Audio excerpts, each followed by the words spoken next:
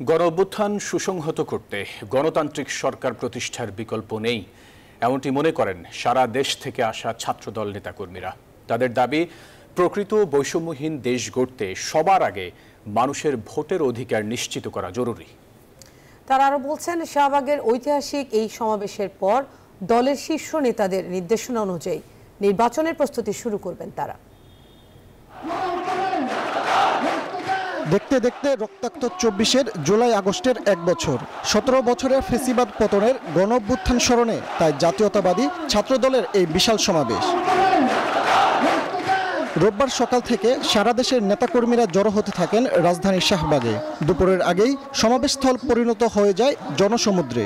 দীর্ঘ ১৭ বছর আমরা স্বৈরাচারীর বিরুদ্ধে আন্দোলন সংগ্রাম করেছি, রাজপথে হামলা মামলার শিকার হয়েছি। জুলাইয়ে তরুণদের একটা স্বতঃস্ফূর্ত অংশগ্রহণ ছিল এবং আগামীর বাংলাদেশের জন্য তরুণরা গুরুত্বপূর্ণ ভূমিকা পালন করবে।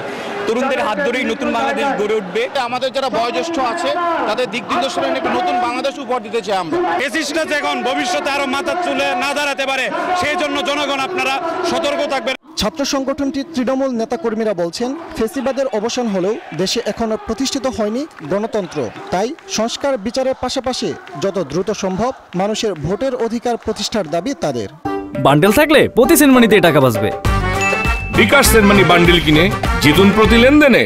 একটা সুষ্ঠু এবং ফেয়ার একটা ইলেকশন হবে, যেখানে আপনার সবাই একটা লেভেল প্লেইং ফিল্ড ক্রিয়েট হবে এবং যেখানে সবাই ভোট দিতে পারবে। যতদিন না পর্যন্ত বাংলাদেশের মানুষের ভোটের অধিকার প্রতিষ্ঠা করতে না পারবো, ততদিন পর্যন্ত আমাদের নেতা বিএনপির ভারপ্রাপ্ত চেয়ারম্যান জনাব তারেক রহমানের নেতৃত্বে আমরা রাজপথে থাকবো ইনশাআল্লাহ। ছাত্রদল কেন্দ্রীয় নেতারা বলছেন, সমাবেশের পর বিএনপির শীর্ষ নেতৃত্বের নির্দেশনা বাস্তবায়নে রাজপথে থাকবেন তারা।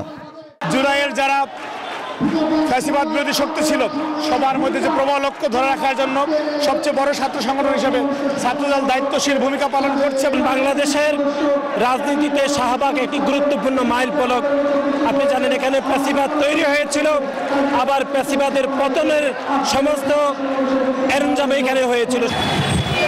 এই উপচে পড়া স্রোতের দেখা পাওয়ার কথা ছিল কেন্দ্রীয় শহীদ মিনারে, কিন্তু অন্য এক রাজনৈতিক দলের আহ্বানে সাড়া দিয়ে ছাত্রদল যে স্থান পরিবর্তন করলো তা দেশের রাজনৈতিক আবহাওয়ায় ইতিবাচক উদাহরণ হিসেবে থাকবে। ফজলে রাব্বি, সৌরভ, নিউজ 24, ঢাকা।